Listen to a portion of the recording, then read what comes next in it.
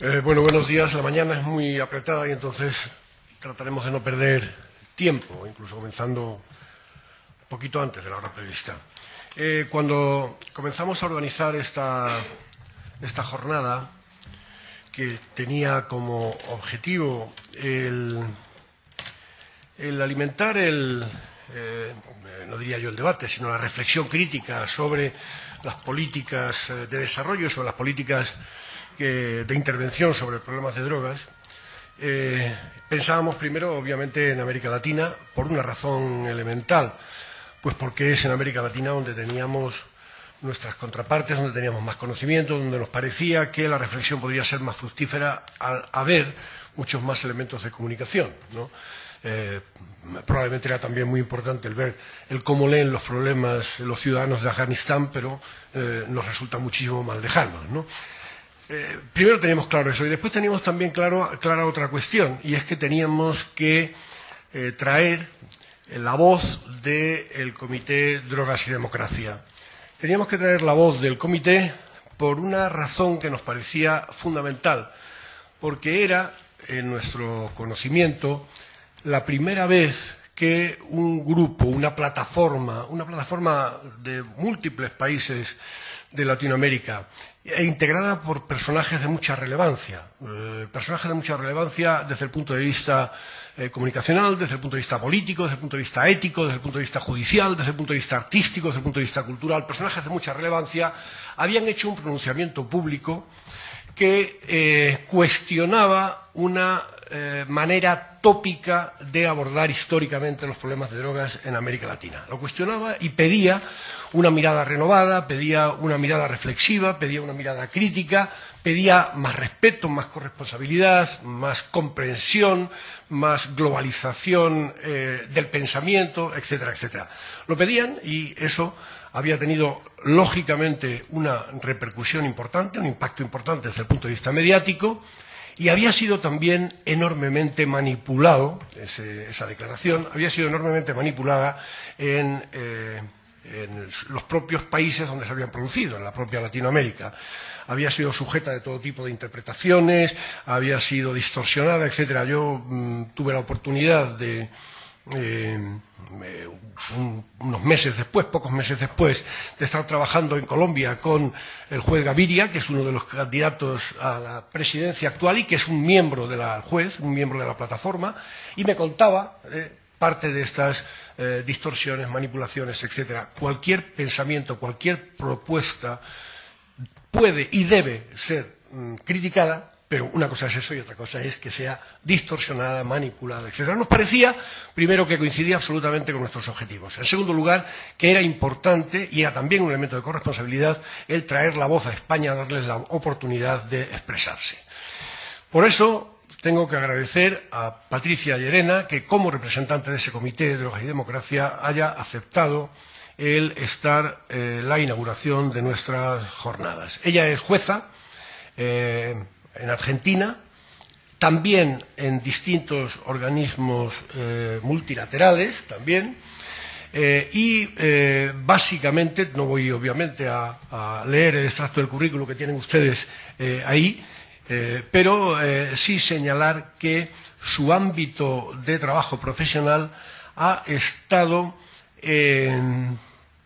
muy específicamente situado en toda esa dimensión de los problemas de drogas que tienen que ver con el origen y que tienen que ver con el final, que tienen que ver con el origen, que es el cómo se produce, se comercializa, etcétera, etcétera, y que tienen que ver con el final, que es cómo eso se intenta reprimir y controlar.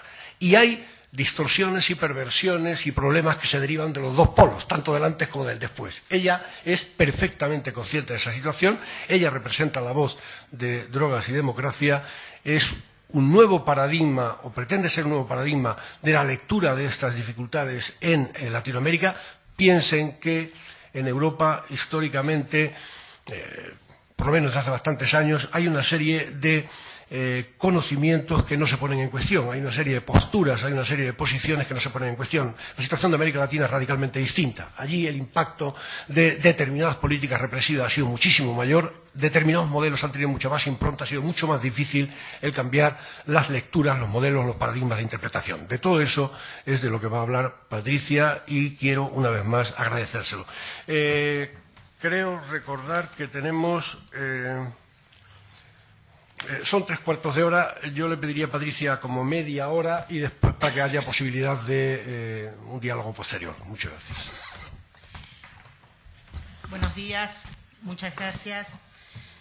Gracias por la presentación y gracias a todos los miembros de la FAD, a la Comuna de Madrid, por permitirme intercambiar una serie de ideas y fundamentalmente, más allá que ustedes creo que tienen la fotocopia de que fue el documento final de la Comisión Latinoamericana de Drogas y Democracia, permitirme explicar, y más allá de la presentación que también creo que la tienen, voy a ilustrar con algunos datos que van a hacer referencia a por qué se concluyó como en este documento.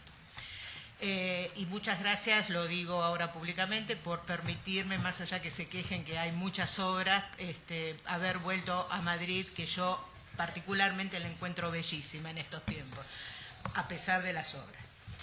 El título de la presentación es Un cambio de paradigma como pregunta. ¿Y por qué como pregunta? Porque posiblemente, estoy casi segura, que lo que yo voy a plantear acá para ustedes no es ninguna novedad, pero que para los países de Latinoamérica es una lucha constante y en realidad es una lucha, no diría mansalva, porque si no estaría haciéndome eco del título Guerra a las drogas, tal cual como fue la política imperante desde la década del 70 y que sigue siendo reactualizada fundamentalmente por los organismos internacionales, en especial las Naciones Unidas, cuando, a pesar de la reunión que se llevó a cabo en marzo de este año, donde de nuevo se iba a reanalizar las situaciones de la revisión, mejor dicho, de la Convención del año de Viena de 1988 sobre tráfico ilícito de estupefacientes, la cual tenía que ser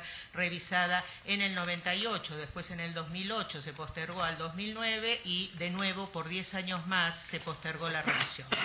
Por lo tanto, seguimos bajo el paradigma de la guerra bajo las drogas. Y por eso yo digo que a lo mejor es una lucha mansalva, porque lo que voy a intentar es ver si este cambio de paradigma, que es guerra contra las drogas o guerra a las drogas por reducción de daños, presentarles cuáles son los problemas que tenemos en la zona de América Latina o en la región de América Latina. Pero ¿por qué lo planteo como una pregunta? Porque en realidad, voy a dar rápidamente un marco internacional para ver si tal paradigma y cuándo cambió el paradigma. Si nosotros nos retrotraemos al Convenio sobre Sustancias Psicotrópicas de Naciones Unidas de 1971, que en realidad reafirma el Convenio sobre Estupefacientes de 1961, y nos fijamos cuál era el preámbulo de este Convenio de 71, reafirmando el de 61, se planteaba fundamentalmente una preocupación por la salud física, y en ese momento se hablaba de salud moral de la humanidad, más allá de lo que podemos cada uno entender lo que es la moral, y sobre todo de la humanidad. Pero se planteaba la inquietud por los problemas sanitarios y sociales que origina el uso indebido de ciertas sustancias psicotrópicas, la necesidad de restringir su uso a fines lícitos y una acción concertada y universal contra el uso indebido de las sustancias psicotrópicas. Insisto, esto es la Convención del 71, pero la del 61 incluía los estupefacientes.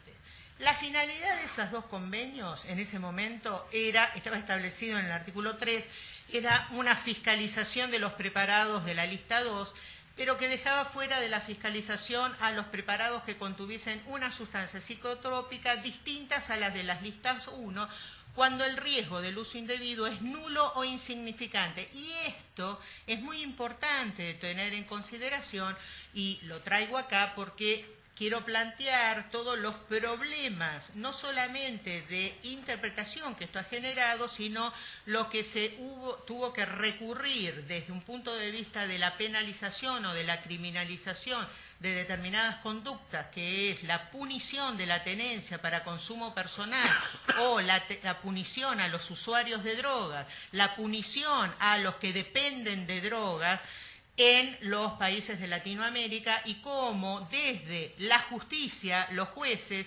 empezaron a hacer una interpretación sobre cuándo se estaba frente al uso insignificante o nulo, o sea, una falta o una mínima afectación de lo que se considera la salud pública, para dejar o intentar dejar fuera del sistema penal a una cantidad muy importante de personas que eran atrapadas por el sistema penal en toda Latinoamérica y que eran judicializados y prisionalizados, en esta palabra que quedamos los que hablamos de derecho, justamente por este tipo de actitudes. Y lo que decía esta convención de 71, que también se podía dejar afuera toda aquella sustancia que no podía recuperarse por medios fácilmente aplicables en una cantidad que se presta al uso indebido. Y esto también es importante de resaltar, porque al día de hoy, en la lista 1, como consecuencia o que acompaña la Convención de 1988 de Viena, donde se cambia el paradigma y empieza el paradigma de guerra a las drogas, en la lista 1 está la hoja de coca incorporada. Y hay una lucha, un pregón por muchos países de Latinoamérica para que justamente salga de la lista 1, y esto en realidad sería o daría la posibilidad o la justificación en este último supuesto del artículo 3 del convenio de 1971, donde la sustancia cocaína no es fácilmente extraíble de la hoja de coca, excepto que estemos hablando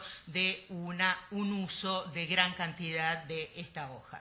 Para darles un ejemplo, el acuyo, la hoja que se mastica como práctica ancestral, y además, aunque no sea como práctica ancestral, quienes hemos tenido oportunidad de ir, por ejemplo, a Bolivia, a La Paz, y sufrir el mal del Soroschi, el apunamiento, lo único realmente, hay unas pastillas que se llaman Soroschi Pill, que es pill de inglés, y Soroschi de la tradición boliviana, hablando de la globalización.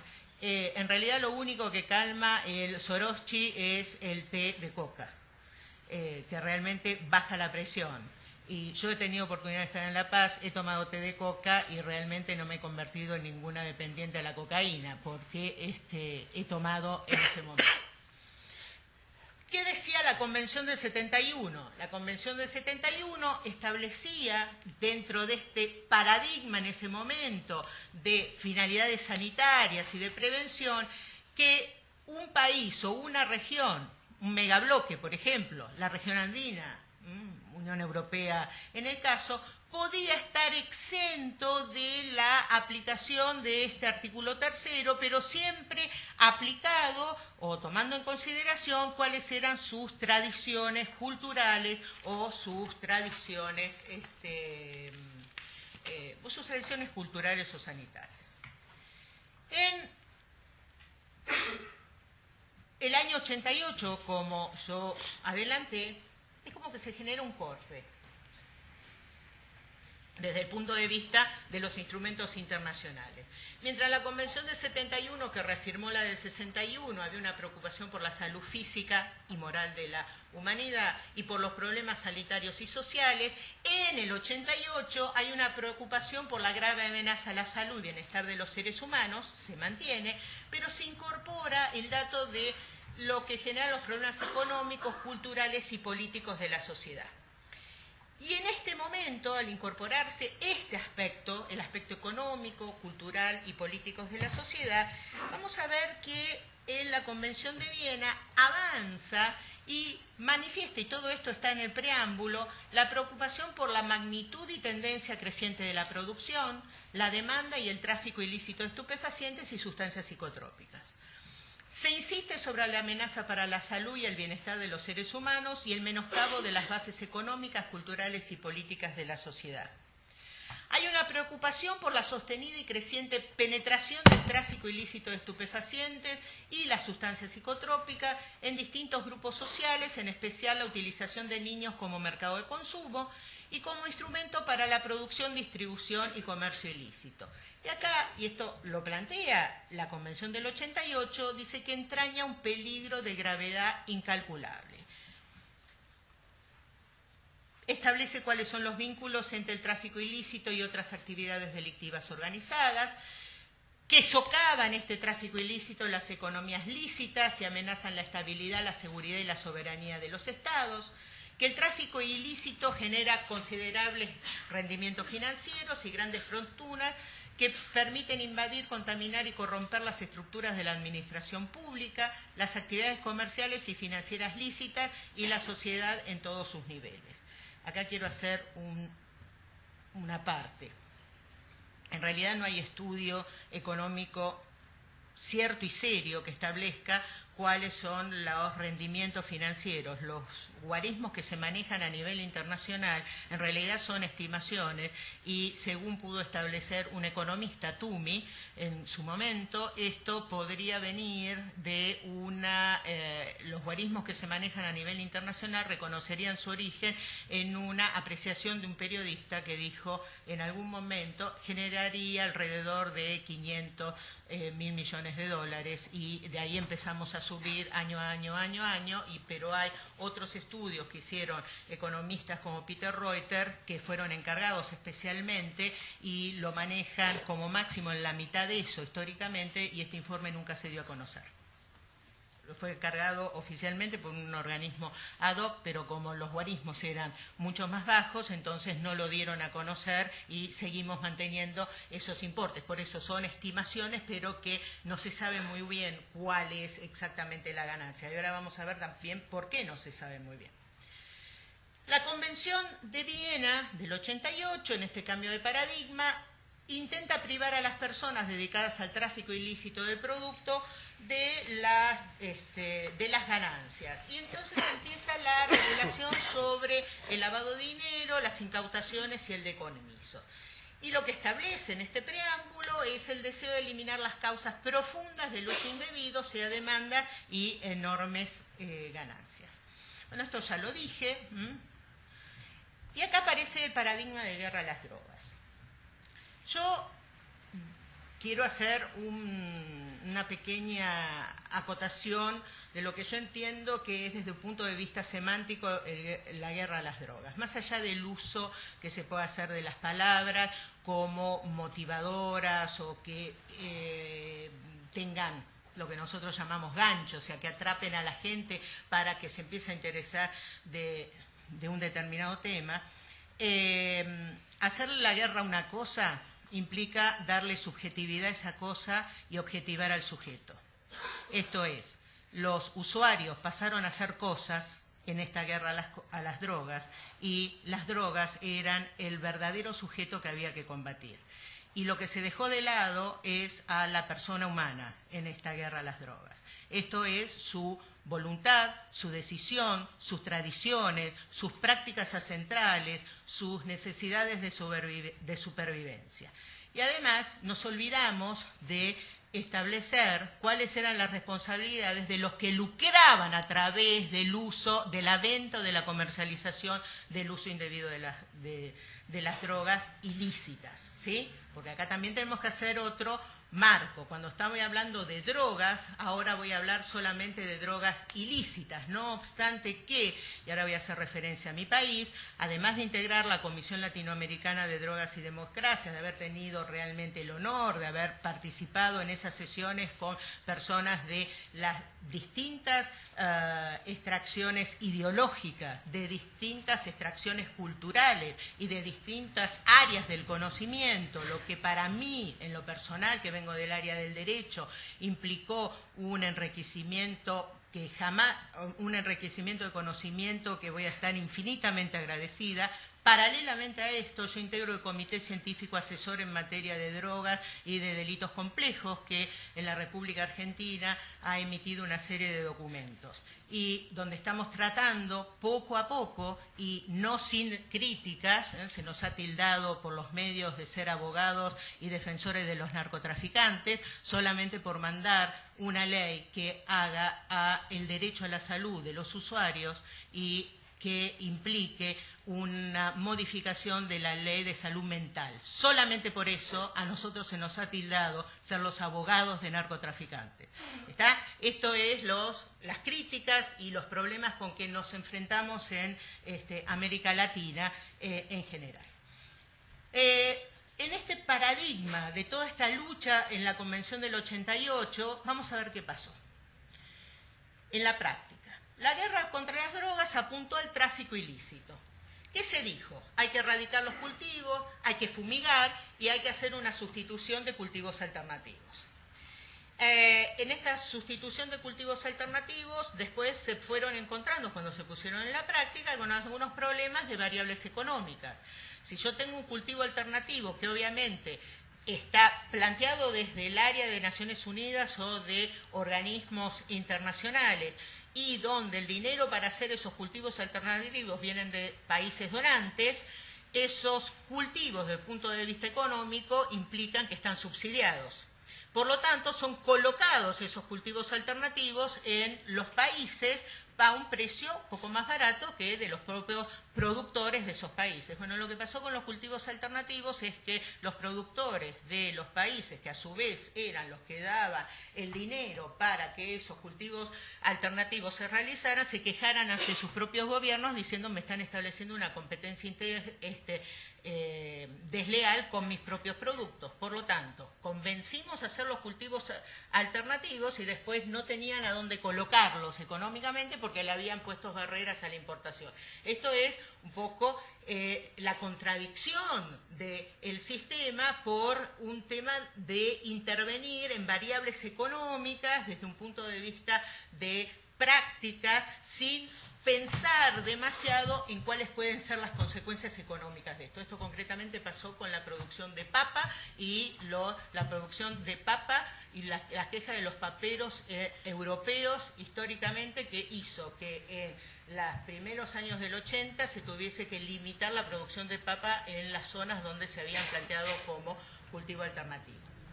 Respecto de la demanda, en este paradigma se urgió fundamentalmente, y a pesar que la Convención de 1988 establece que los estados, en tanto esto sea compatible con el ordenamiento jurídico de cada uno de los países, esto es, que no chocara con los principios constitucionales, que se penalizara o criminalizara la tenencia para consumo. Todos los países aplicaron a rajatabla esta disposición de la Convención del 88 sin hacer demasiado análisis en ese momento de si era contradictorio o no con el régimen constitucional.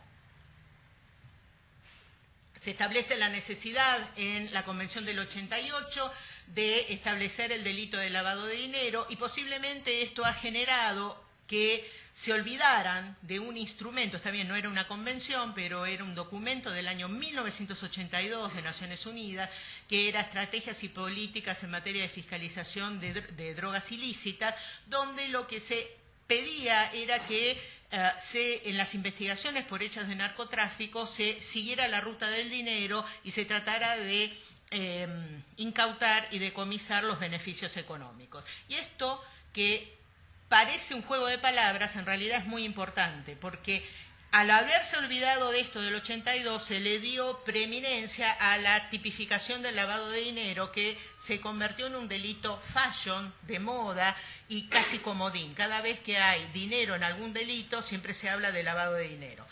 Se crea su autonomía y esto lo que está demostrando el delito de lavado de dinero desde un punto de vista penal es que es un total fracaso en poder determinar cuáles son las rutas del dinero. De hecho, las mejores investigaciones que hay en materia de lavado de dinero no surgen por la investigación del lavado de dinero, sino justamente por el delito base y que se sigue la ruta del dinero. Y si se da demasiada autonomía a una investigación respecto del lavado de dinero, lo que se ha llegado en algunas legislaciones, en especial de Latinoamérica, a punir la tenencia de bienes de los cuales no se pueda justificar su origen. Esto podría ser atrapado tranquilamente por un tema impositivo en los países que los tienen, porque es un incremento patrimonial no justificado, pero se pone todo bajo el ala del lavado de dinero. Y dentro del paradigma de la guerra de las drogas están las técnicas especiales de investigación que ustedes las tienen mencionadas allí. Bueno, esto aparece, la guerra a las drogas, de la declaración de Nixon de 1971, en la República Argentina la primera ley en materia de tráfico ilícito de estupefacientes, la ley 20.771, que fue dictada bajo la presidencia de Estela Martínez de Perón en la década del 70, cuando el señor José López Rega era ministro de Seguridad Social, cuando López Rega, AAA, organismo paramilitar que se concedió una extradición por España de uno de sus integrantes por la comisión de delitos de lesa humanidad. Lo que dice es que cuando presentan la ley, bajo esta presentación de guerra a las drogas, la primera ley argentina, se dice que el drogadependiente subvierte los valores de la sociedad y por lo tanto se le dio de ahí en más el trato de un subversivo. Época, después viene década de 70, año 76, la dictadura militar, grupos armados, la puja de qué se entendía por subversivos o no, pero lo importante es que el marco del tratamiento del uso indebido de drogas en la República Argentina reconoció la equiparación del usuario, del dependiente, a un subversivo, esto es, a una lucha política, esto es una guerra. Hubo una reducción. El discurso de la política de Estados Unidos en ese momento se enfocó en intervenciones internas y en el exterior para reducir consumo, tráfico y producción de drogas ilícitas.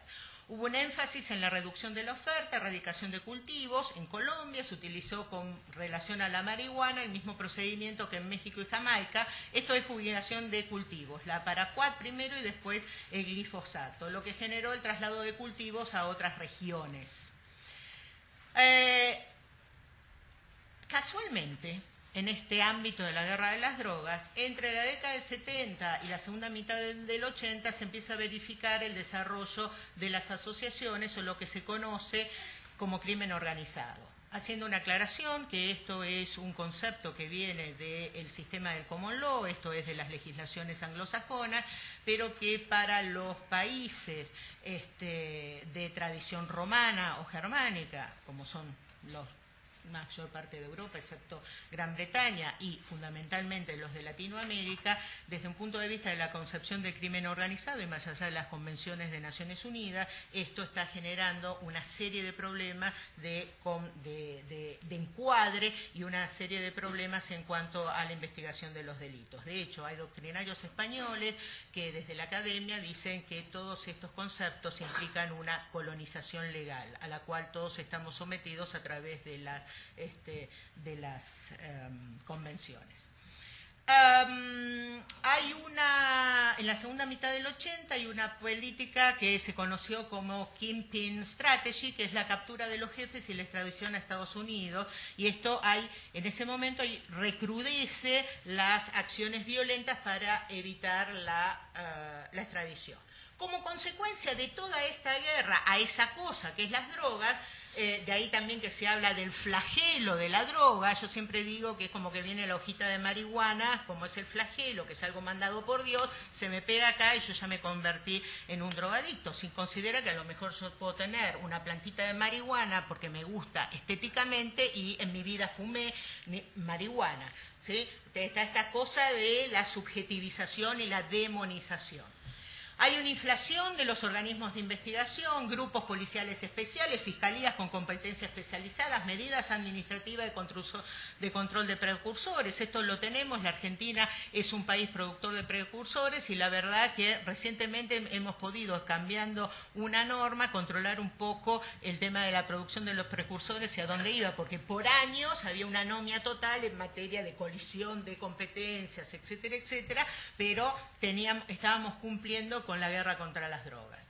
Control del aspecto financiero del negocio, testigos de identidad reservada, bueno, todas estas instituciones que se conocen. Hay acuerdos regionales de prevención e investigación. A pesar de todo esto, hay pocos peces gordos sometidos a proceso, pero el sistema y el sistema penal en todo esto está justificado por la represión a los campesinos, a los pequeños dealers y fundamentalmente a los consumidores. En un trabajo que se está analizando en la Comisión Latinoamericana de Drogas y Democracia, que lo hizo Diego Pérez Ayán, que es peruano, que integra la Corte Interamericana de Derechos Humanos, la proporción de reclusos vinculado al tema de las drogas en general es del 25%. En Europa, la zona de la Unión Europea, en Chipre el 27,5%, Dinamarca el 23,9%, Italia el 29,4%, Luxemburgo 42,1%, Malta 28,1%, Portugal 27,3% y España 27,4%. Europa del Este y del Norte, esto yo leí mal. Azerbaiyán 24,9%, Islandia 26,7% y Noruega 29,1%. En América Latina, Argentina 23%, Bolivia 35%, Ecuador 34% y Perú 25,2%.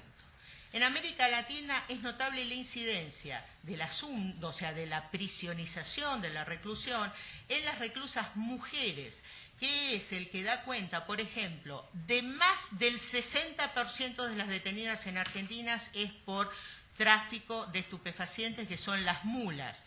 ¿Quiénes son generalmente las mulas? Este es un problema muy serio en la República Argentina. Son mujeres, en general bolivianas, que por una poca rentabilidad son usadas para ingresar drogas por el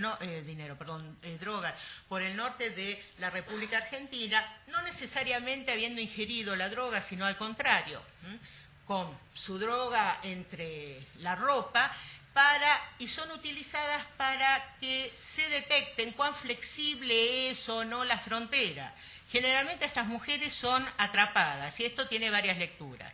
O porque quienes están cuidando la frontera son muy leales o porque son muy corruptos. Mientras las están deteniendo, está pasando el gran embarque por afuera. ¿Sí? Esto es lo que no se puede determinar, si bien hay sospechas, porque obviamente para poder determinar que son muy corruptos, lo que hay que tratar de detectar es el embarque. Si son corruptos, el embarque no se detecta. O sea que esto es una noria y la historia del huevo y de la gallina.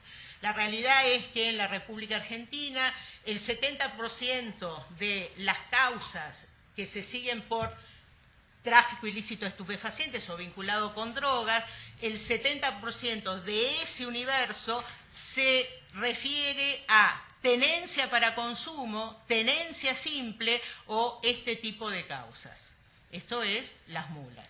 Y ahora sí voy a recurrir a principios de derecho y que tiene que ver con las enseñanzas del derecho anglosajón. Los recursos siempre son escasos, voy a ir apurando. Los recursos son escasos.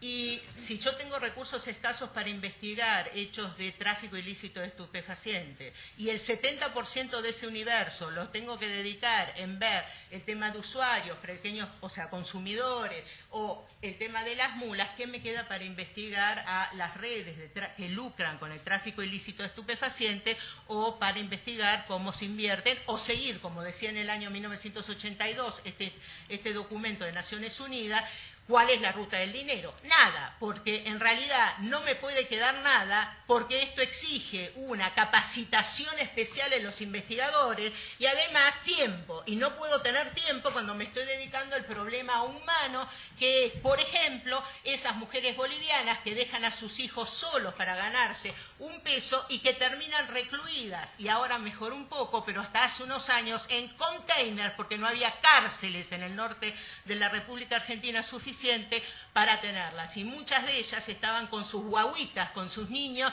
metidos adentro de containers. El tema humano y la violación de derechos humanos llega a niveles increíbles, pero seguimos haciendo la guerra contra las drogas. Bueno, después está todo el tema de esta guerra contra las drogas, la erradicación de consumo, y en realidad se dice que el control de los cultivos es la manera más efectiva con relación al costo de reducir la demanda. Yo creo que hay un problema de concepción acá, porque si yo tengo menos oferta, pero tengo una demanda constante, lo único que logro es subir el precio del producto que se oferta, ¿no? O sea, me parece que es exactamente al revés. Si yo voy solamente contra la oferta y no hago nada contra la demanda, lo que hago es seguir permitiendo que grupos, que los que lucren más. ¿Qué dijo respecto de este tema la Comisión? Se preguntó si era una guerra perdida. Lo que quedó demostrado durante todas estas décadas de guerra a las drogas es que en América Latina hubo un aumento de la producción, de la exportación de cocaína y de marihuana. Lejos de alejar al cuco de la droga, esto es, al sujeto droga, mejor dicho, lo que hizo es incentivar esta producción. Como estamos hablando de negocios, lo que se generó es una mayor producción de drogas sintéticas. Y la producción de drogas sintéticas tiene como ventaja que abarata los costos. En la República Argentina se habla de las cocinas y se están determinando que las cocinas están en pleno centro de Buenos Aires, que en realidad cualquier persona que tenga un conocimiento un poco de química, de bioquímica, con 2 o 3 licuadoras y algunas procesadoras en la cocina de un departamento o de una casa, como se ha demostrado, porque hubo algunos procedimientos, pueden estar haciendo drogas sintéticas. Por lo tanto, en estas décadas lo que pasó es que se abarataron los costos de producción. Hubo un aumento del uso de la violencia, en especial en jóvenes y personas con escasos recursos económicos, y fundamentalmente lo que se determinó es que hubo un incremento en el sistema de corrupción de los funcionarios públicos. Se concluyó que durante estas décadas lo que hubo es una criminalización de la política es una criminalización de la política y una politización del crimen, una infiltración de negocios de la droga en distintos negocios y un debilitamiento de las instituciones democráticas, esto generado por la infiltración en la política. En materia de la reducción de demanda, dentro del paradigma de la guerra a las drogas, se determinaba que había que prevenir el consumo, el tratamiento de los consumidores, discusión de los problemas de salud pública y, a pesar de todo esto, se aplicaba coercitivamente la ley. Fíjense que en la República Argentina, la ley que tenemos en vigencia establece lo siguiente. Si a una persona lo detienen con un cigarrillo de marihuana, con una línea de cocaína, es sometido a proceso penal. Esto es detenido por la policía, llevado ante un juez. Entonces, depende la situación económica que tenga la persona, esto debido a si puede pagarse un tratamiento de rehabilitación o no, es sometido a lo que se llama una medida curativa. La medida curativa la hace y, dependiendo del tema económico, la podrá hacer en instituciones serias, menos serias, poco serias, hay de todo. Bien. La ley establece que si después del plazo establecido por el juez, está bien, a criterio de los psicólogos, etcétera, etcétera, muchos de ellos, estas organizaciones, tienen subvención del Estado, por lo tanto, a veces llama la atención que nunca se terminan los tratamientos, ¿sí? Que en algunos casos puede ser verdad, pero en otros también esto es porque hay subsidios atrás del Estado para que sigan con ese tratamiento. Si falla el tratamiento y hay un informe que dice que falló por falta de voluntad de la persona a la cual coercitivamente se la mandó a hacer el tratamiento, se reabre la causa penal y el juez tiene que condenarlo. O sea, es esquizofrénico.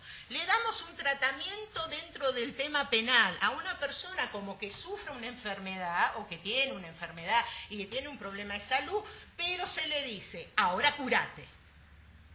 Como si fuese tan fácil, ¿no? Pensemos en la infinidad de adicciones y de las adicciones permitidas. Tabaco, alcohol, hidratos, ¿sí? Los que nos gusta el pan, ¿sí? Claro, hidratos, dice, no comas pan, y sí, llévese la panera, vaya para allá, no comas esto, no comas... Bueno, entonces, si fuese tan fácil, lo manda un juez, se le impone, ahora, si no te curás, te condeno. Está bien, la pena no va a ser a cumplir, pero eso le va a quedar registrado, igual le queda registrado el antecedente que tiene una causa abierta. Esto implica dificultades para ingresar al sistema formal de trabajo, porque hay exigencias de pedidos de antecedentes y nadie toma personas que tengan causas penales abiertas. Por lo tanto, esto genera más exclusión social. Esto genera informalidad laboral. Esto implica aprovechamiento por parte de los sectores formales de estas personas, las cuales están afuera de todo sistema de previsión. Y además implica, desde otro punto de vista, que si se sigue considerando al usuario o al adicto o al dependiente como un delincuente y no como un enfermo, hay serios problemas de tratamiento en los sistemas de salud, los cuales generalmente los tratan y terminan interviniendo la policía porque los médicos no quieren asumir ninguna responsabilidad respecto de esa persona, a la cual en el imaginario popular o por los discursos es el subversivo de la década del 70. ¿Sí? Esto se está subvirtiendo los valores de la sociedad. Lástima que no lo subvierten los valores los que toman alcohol. La mayor parte de los delitos violentos en la República Argentina no es por el uso de drogas, sino por el uso del alcohol.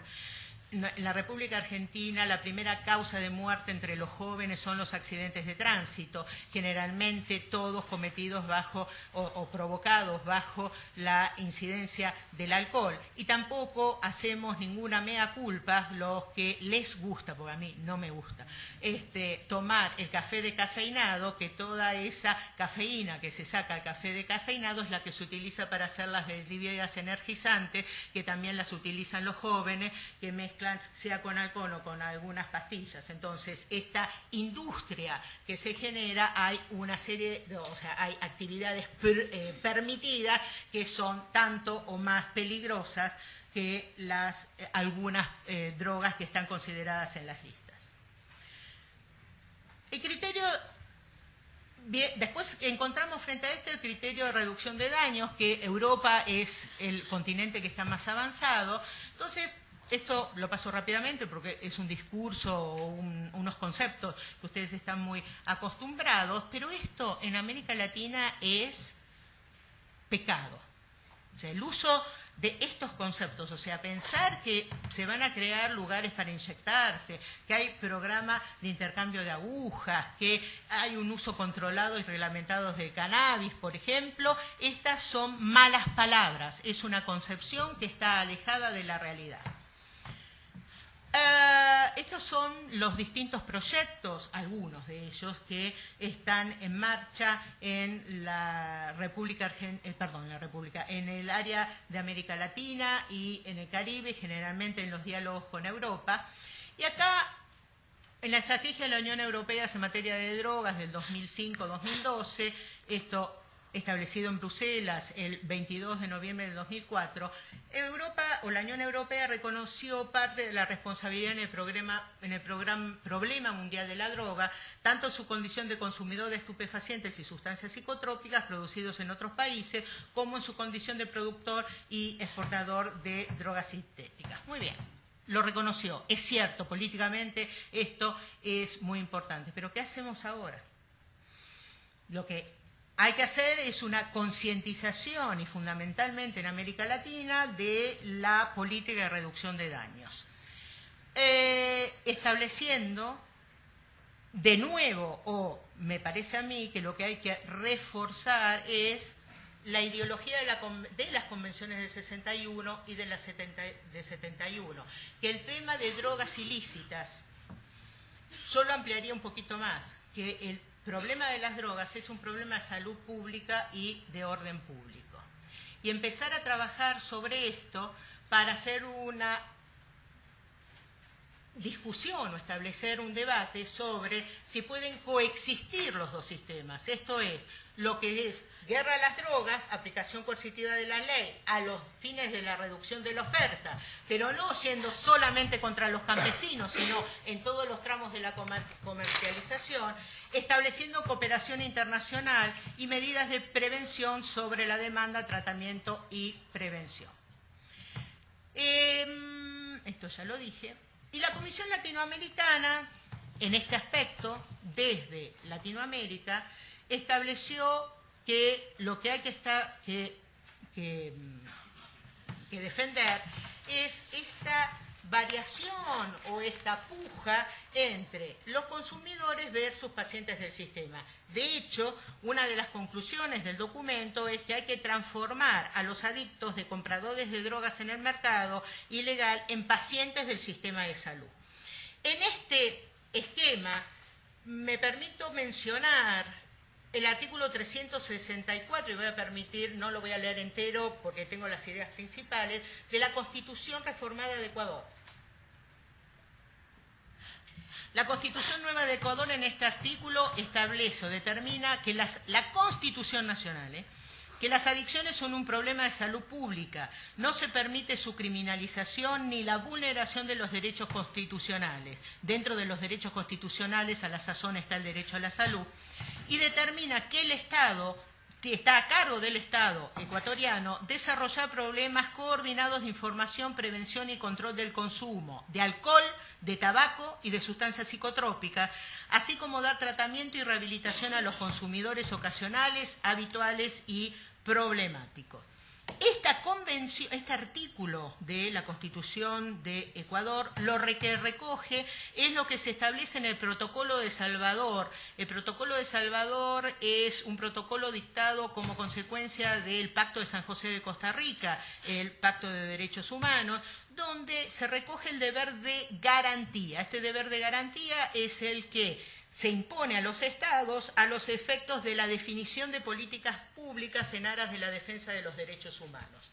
Y en igual sentido, para que vean cómo se está moviendo esto en América Latina, en agosto de este año, la Corte Suprema de Justicia de la Nación en la República Argentina, en un fallo Arriola, manipulado terriblemente por los medios de comunicación, donde se dijo que está despenalizado el consumo de cualquier sustancia, algunos decían solamente de la marihuana, otros decían de ahora en más droga libre, y la gente, y sobre todo los jóvenes, no saben qué pasa porque la Corte no despenaliza nada. En mi país la tenencia para el consumo sigue siendo delito, pero lo que estableció la Corte es que en determinadas circunstancias es una norma que afecta el principio de reserva de nuestro artículo 19 de la Constitución Nacional. Lo que dijo es, además de esto, exhorta a todos los poderes públicos a asegurar una política de Estado contra el tráfico ilícito de estupefacientes y adoptar medidas de salud preventiva con información y educación disuasiva del consumo, enfocada sobre todo en los grupos más vulnerables, especialmente los menores yo a esto agregaría, y los menores de bajos recursos, que son los más vulnerables al sistema de captación o de judicialización o penal. La Comisión Latinoamericana habla de reducción de consumo mediante información y prevención. Yo recuerdo una publicidad de mi país que decía: no te sumes a las drogas porque es un viaje de ida, lo cual tenía una fascinación terrible para evadirse de todos los problemas, porque me voy. ¿Sí? Ahora, nunca estaba establecido cómo podía volver. Entonces, ¿cuántos de nosotros, sin la utilización del tema de las drogas, alguna vez cuando estamos muy cansados, dice cómo me gustaría irme a... pero nunca pensamos cómo volvemos? ¿Sí?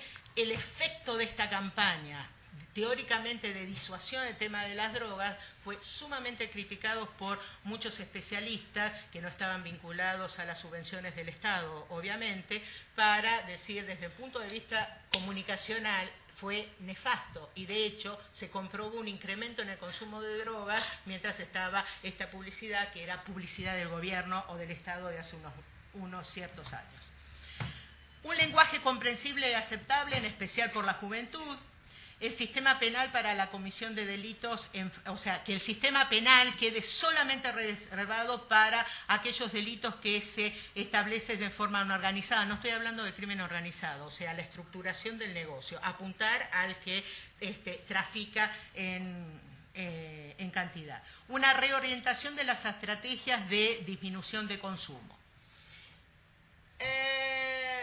La semana pasada, exactamente, bueno, en realidad el sábado pasado, yo tuve oportunidad en Buenos Aires, se realizó el diálogo informal, el 9º diálogo informal en materia de prevención del uso de drogas, organizado por distintas ONGs, fundamentalmente por WOLA y por TNI, donde vinieron representantes de distintos países de Latinoamérica y un representante de la OEA, de la CICAT. Y el representante de la OEA de la CICAT criticó al representante de Bolivia diciendo que no tenía un discurso claro, porque mientras los bolivianos defendían o sostenían que había que sacar del listado 1 la hoja de coca porque para ellos tiene un uso ancestral y un uso religioso, por otro lado hablaban de que se están desarrollando proyectos para la industrialización de la hoja de coca y que esto era una gran contradicción. O es un tema ancestral o es un tema industrial. En realidad no es ninguna contradicción, porque uno lo puede usar ancestralmente. De hecho, lo usan ancestralmente primero para paliar el hambre, después para no apunarse, pero no son que hacen ritos esotéricos, están usados muy limitados. Y el uso industrial es el uso del té de coca, que se vende en saquitos, se vende en el norte de la República Argentina, mezclado con manzanilla, es muy rico y hace muy bien para el estómago. Están haciendo caramelos de coca. Desde mi punto de vista son feísimos, pero bueno, no, es cuestión de gustos. Pero también hay, esto es como el aloe vera, ¿sí? Hay cremas que se hacen con el tema de coca, es un vegetal. Entonces, esto es, ¿por qué digo esto? Porque voy al segundo punto, hay que quebrar el tabú. Hay que quebrar los perjuicios y los temores que genera hablar sobre el tema de drogas por su directa vinculación con el delito. En América Latina esto siempre fue tratado como delito. Pero no solamente fue tratado como delito, fue tratado como subversión económica y política. La droga estaba vinculada en la década de los 70, nacimiento de las leyes de represión, donde la persecución era hacia el consumidor fundamentalmente, porque era el más fácil de ser atrapado, porque era el que tenía la sustancia en el medio y porque era el que no tiene los recursos para evadir al sistema de justicia, siempre se lo trató como un delito. Los médicos no le daban asistencia. Y hoy, a pesar de que en América Latina, por determinadas circunstancias, no voy a decir que solamente por la Comisión Latinoamericana, porque en realidad hay un montón de movimientos que están desarrollando acciones sociales y culturales, donde están necesariamente vinculadas con la participación de la sociedad civil, sin la cual esto sería imposible. Las universidades se están involucrando. Ayer contaba de algunas universidades que ya han establecido en la Argentina, que es lo que más conozco, su necesidad de participación desde la universidad con la comunidad. Y uno de los puntos de tratamiento va a ser el uso preventivo y los discursos en materia de drogas para que todos puedan entender qué es esto, instalar el debate en las casas. Ahora, mientras haya altos índices de corrupción funcional, mientras haya altos índices de disparidad en los sistemas económicos, donde esto implique exclusión social,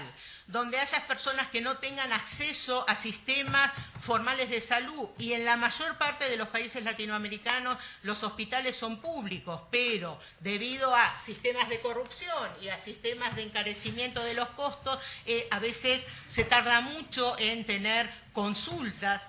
Y mientras no haya economías formales, este diálogo va a fracasar, porque en realidad se va a seguir poniendo el acento en el tema de las drogas y poner la demonización del Paco, por ejemplo, que es, digamos, llamado pasta base, pero que en realidad no es pasta base.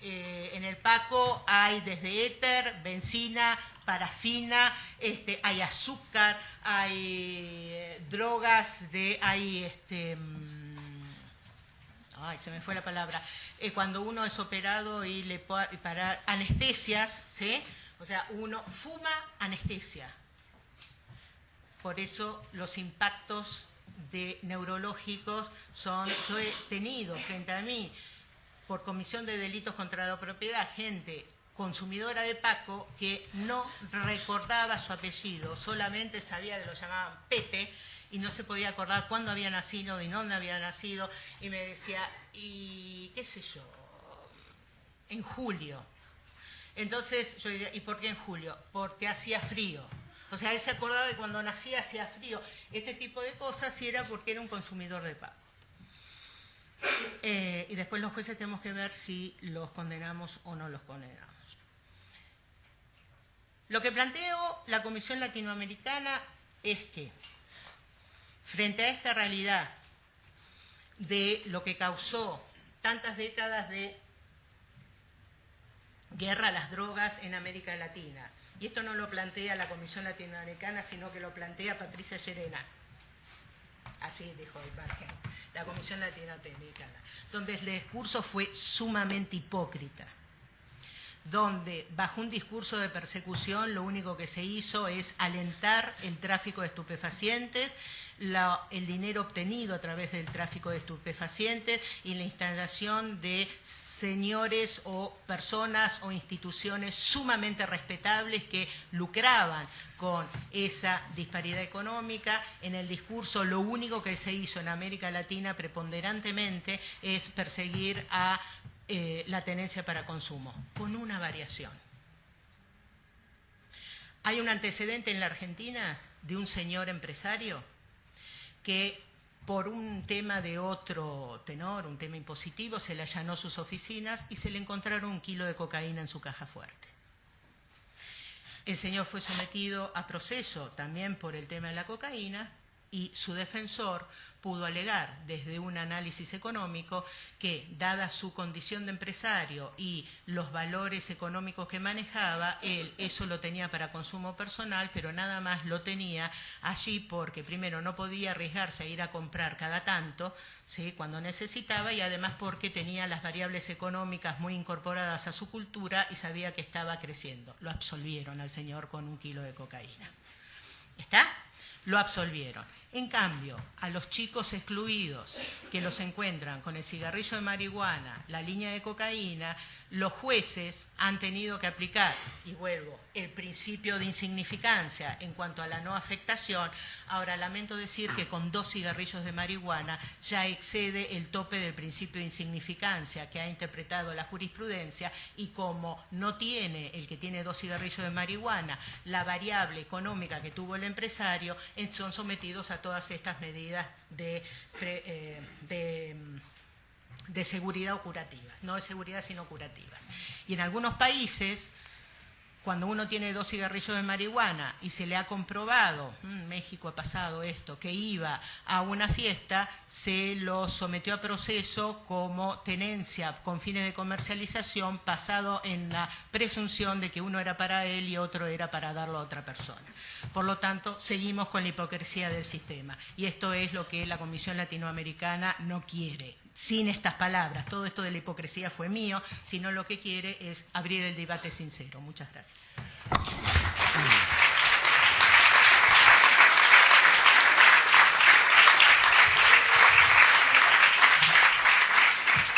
Muchas gracias. Lamentablemente no tenemos tiempo para el debate, porque si no nos comemos la siguiente ponencia. Quizás haya oportunidad, en cualquier caso seguro que Patricia se presta a cualquier pregunta personalmente. Gracias.